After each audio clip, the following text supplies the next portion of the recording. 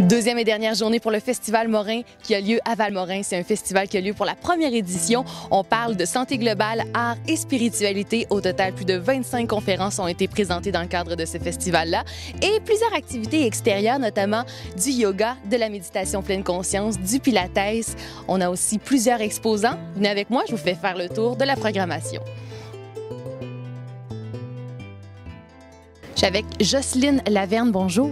Bonjour. Alors vous avez deux chapeaux ici. J'ai exactement deux chapeaux aujourd'hui pour le Festival Val-Morin. Alors, le premier chapeau, ce serait quoi, disons? Donc, je suis la présidente de l'Association Manger biologique de Montréal, qui a une mission éducative. Donc, on informe le public de différentes choses dans un but d'acheter local, éthique, biologique pour la santé globale. Ça, c'est le rôle de chapeau numéro 1. Puis, deuxièmement, mon chapeau personnel, je suis un chef instructeur en alimentation crue. Je suis une spécialiste de la prévention en santé.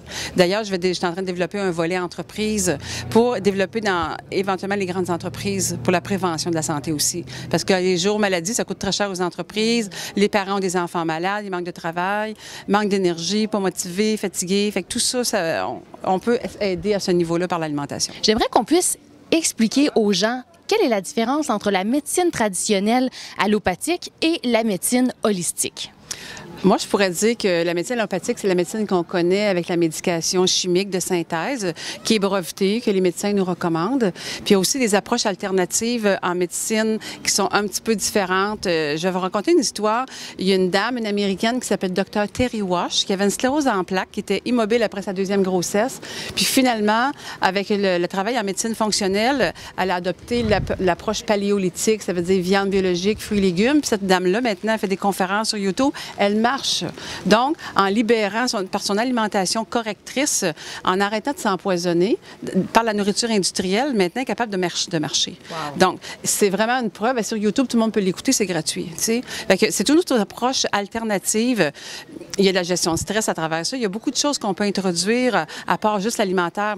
Il y a une Américaine qui s'appelle Kelly Ann Turner qui a écrit un livre, Émission radicale, qui parle de 1000 cas de cancer qui s'en sont sortis. Puis ils ont en commun, ces gens-là, 9 lois. Puis une des lois, c'est l'alimentaire, mais il y a 8 autres lois qui sont communes, qui ne sont pas alimentaires, mais c'est le mode de vie, l'espoir dans la vie, la gestion de stress et tout ça. Donc, c'est pas juste une chose, le déséquilibre de la maladie, c'est plusieurs choses mélangées ensemble. C'est vraiment intéressant comme volume. Rémission radicale de Kelly Ann Turner. Je vous le suggère.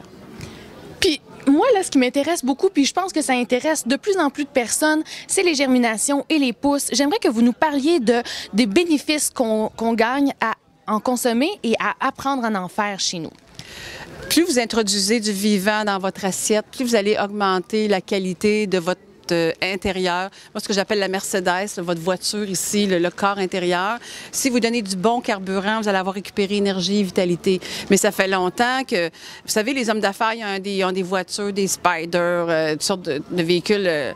Puis finalement, ils mettent de l'huile à tondeuse dedans. Mais ça ne marchera pas. Mais notre corps, c'est ça qu'on fait. Ça fait des années qu'on met des produits transformés, des mauvais gras. Puis finalement, on vit un phénomène d'encrassage très important qui amène des douleurs à droite, à gauche, des allergies, etc. Donc, c'est toute cette notion-là d'inverser la machine vers autre chose pour nettoyer le système à l'intérieur, donner du meilleur carburant, parce qu'on a longtemps, plusieurs années à faire, tu sais? Oui.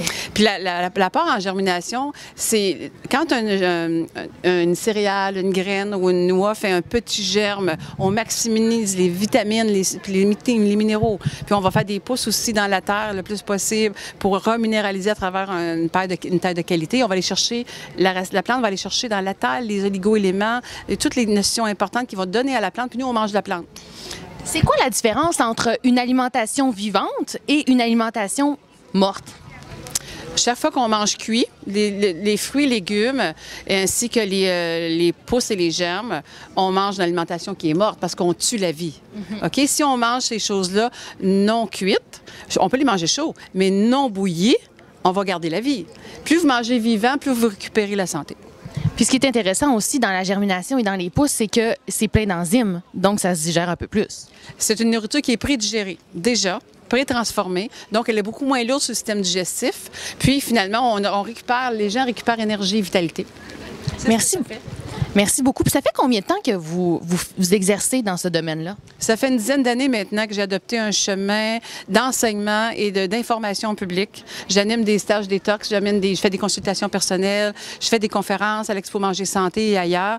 J'ai fait déjà dans des groupes de grands malades, fibromyalgiques, Parkinson et tout ça. Puis, pour donner de l'information, je donne un coffre d'outils qui fonctionne. Maintenant, libre aux gens de faire ce qu'ils veulent avec les outils. Ils les prennent ou ils les prennent pas. Ça ne m'appartient pas. Et qu'est-ce qui a fait le point tournant? Parce que vous faisiez autre chose, forcément, il y a 10 ans. Qu'est-ce qui a fait en sorte que vous avez décidé de vous investir en tant que personne dans ces sujets-là? Il y a une dame que je connaissais très bien qui avait un gros fibrome utérin. Puis son médecin lui offrait seulement d'enlever son utérus, d'aller en hystérectomie. Puis cette dame-là, elle avait d'autres notions aussi, elle était naturopathe et autre chose. Puis elle a décidé, elle dit, je vais faire une cure. Puis si après ça, ça ne fonctionne pas, bien, j'irai en chirurgie. Fait qu'elle a fait la cure 2 semaines à l'Institut Anne Wigmore de Porto Rico, 15 jours. Elle a appris des notions spécifiques. Puis elle a appliqué ça pendant 3 mois. Puis quand elle a revu son gynécologue, son fibrome avait complètement disparu. Ça fait au moins 8 ans de ça, puis son utérus fonctionne très bien, peu importe son âge. Donc, ça a été mon premier exemple. Ensuite, il y a une amie qui est allée avec elle l'année d'ensuite faire le stage là-bas en français pour 2 semaines. Elle a perdu comme 17 livres en peu de temps, mais avec une nourriture qui est supportante, c'est pas au jus, c'est pas à l'eau. Puis finalement, la 3e année, je suis allée avec les filles, puis là, j'ai vu arriver des gens avec différentes pathologies, de mouvements de bras, de jambes, difficultés à marcher, toutes sortes de choses, de difficultés importantes. Puis après 2 semaines, j'ai vu des changements majeurs. Puis là, j'ai dit, ça me parle. Un monde d'approche où est-ce qu'on donne des outils à la personne, puis elle l'intègre comme elle veut, mais ça fonctionne. Puis depuis ce temps-là, que j'ai de très beaux succès avec beaucoup de personnes, des gens qui ont plus de diabète, qui ont plus de fibromyalgie, qui ont libéré les symptômes d'arthrite, qui vont mieux, qui ont plus de douleur, plus d'allergie, plus d'asthme. Ça fonctionne pour beaucoup de monde, en autant qu'ils intègrent les outils puis ils continuent. Mais il faut savoir comment ça fonctionne. Puis moi, je montre le comment faire pour développer un savoir-faire. Et pour les gens qui regardent et qui se disent, mais là, par où on commence? Moi, j'aimerais ça faire partie avoir ces outils-là. Comment on fait pour commencer? Bien, ils peuvent me contacter pour savoir où sont mes stages. J'ai différents stages à travers le Québec. J'en ai un bientôt au mois de juin à Port-Neuf, une semaine. Okay. J'ai longtemps enseigné des ateliers, maintenant me diriger vers les stages parce que les gens n'intégraient pas bien. Fait qu'en étant en semaine de détox et remise en forme, tous les soirs, il y a des ateliers culinaires, puis les gens font les recettes. Ils ont des ateliers pratiques de cuisine. Puis tout le monde a touché à tout comment faire. Donc, ils s'en vont avec une expertise qu'ils n'avaient pas avant, puis une sécurité personnelle. Parce que nos mémoires de Québécois, on sait comment faire du ragoût de pâte, de la tourtière, des beignes, des muffins. Mais quand on change de nourriture, on n'a pas de repères. Puis moi, j'enseigne ces repères-là pour se mettre en marche là-dedans tranquillement.